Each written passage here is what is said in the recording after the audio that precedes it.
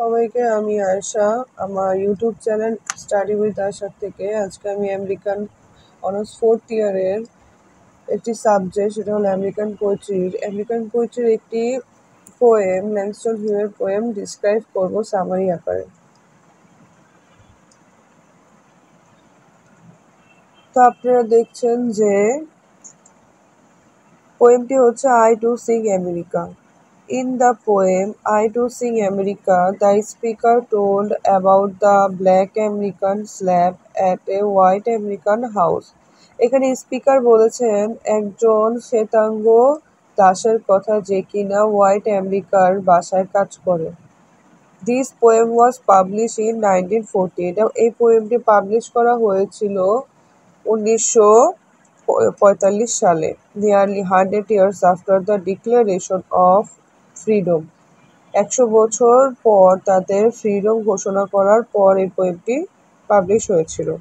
African American were regarded as inferior citizen. African আমেরিকানকে কি citizen হিসেবে রিগার্ড করা হয়? একদম নিকৃষ্ট জাতি হিসেবে রিগার্ড করা হয়, মানে ধরা হয়, তাদের নিকৃষ্ট জাতি হিসেবে ধরা হয়। তবে এখানে বলেছে যে of America and denied equal rights he described. এদিকে বলেছে যে এবং তাদের যে সমান অধিকার রয়েছে সেটিও তারা অস্বীকার করত। তাদের সমান অধিকারটাও কি করত? অস্বীকার করত। তারপরে আমরা পরের পেজে চলে যাই। তারপর আপনারা দেখছেন he describe class distinction between the white and the black. কি করেছে এখানে দেখেন, তারা ক্লাস ডিসটিংকশন মধ্যে কালো এবং ফর্সার মধ্যে যারা ছিল কালো এবং যারা ছিল ফর্সা তারা হোয়াইট আমেরিকানরা ব্ল্যাক আমেরিকানদের ওপর সবসময় অত্যাচার করত। তারা তাদের দাসের মতো ব্যবহার করত, দাসের মতো আচরণ করত, তাদের সবসময় নিকৃষ্ট জাতি হিসাবে ধরা হতো। এভাবে একটা ক্লাস ডিসটিংকশন তৈরি হয়, মানে জাতিগত পার্থক্য তৈরি হয়। তারপর আপনারা দেখছেন যে কি বলেছে, the poet himself was A black American in 20th century। Poet নিজেই একজন শ্বেতাঙ্গ ছিলেন।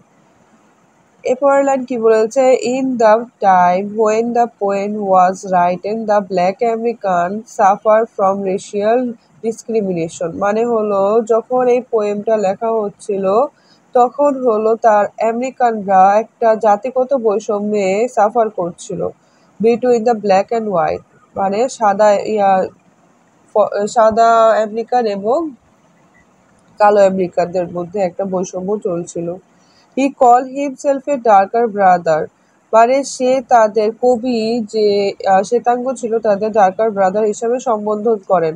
A representative of all the black American, মানে সে কি করে তাদের একটা সকল কালো ব্ল্যাক আমেরিকানের পক্ষ থেকে প্রতিনিধি হিসাবে ডার্কার ব্রাদার ডাকেন তাদের।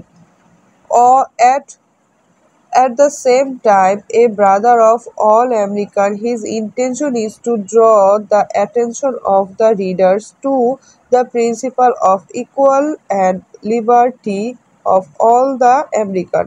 মানে তার মেন উদ্দেশ্যই ছিল এটা কবির, যে সে তার রিডারদের কাছে আমেরিকানদের যে সমান অধিকার রয়েছে, স্বাধীনতা রয়েছে, সে সম্পর্কে তাদের ধারণা দেওয়া।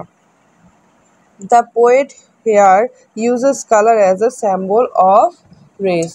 মানে বলছে পোয়েট এদিকে যে কালো এবং হোয়াইটদের একটা সিম্বল কালার ব্যবহার করা হয়েছে সেটা ব্যবহার করেছেন সিম্বল হিসেবে, মানে প্রতীক হিসেবে ব্যবহার করেছেন।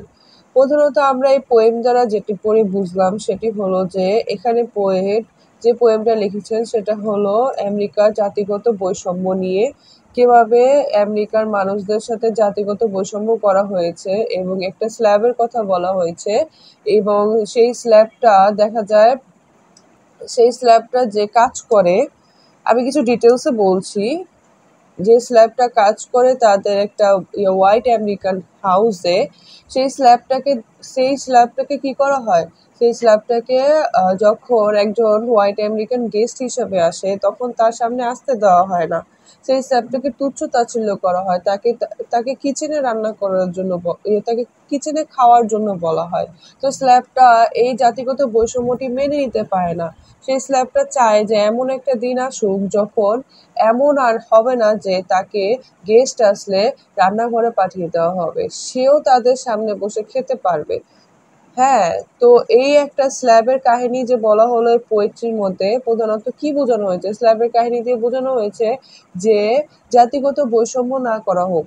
জাতিগত বৈষম্যের জন্য যে স্ল্যাবের মধ্যে কষ্ট পেল সেটা যাতে না হয়। আর কবি নিজেও একজন শ্বেতাঙ্গ ছিলেন। তো আমি সামারিটা বেশি বড় করিনি। আমার যতটুকু মনে হয়েছে যে লিখলে তোমরা বুঝবা, তো অতটুকুই আমি লিখেছি। আর বাকি যে ডিসক্রাইবটা দিয়েছি সেটাও যদি তোমরা সামারি আকারে চাও তাহলে আমি অবশ্যই সেটা আমি তোমাদের সামারি আকারে লিখে দিতে পারবো। তো এটা আমার হ্যান্ড নোট করা, তোমাদের অবশ্যই ভালো লাগলে জানাবে। আমার চ্যানেলটি সাবস্ক্রাইব করবে, লাইক করবে, ভালো লাগলে কমেন্ট করবে। আল্লাহ হাফেজ।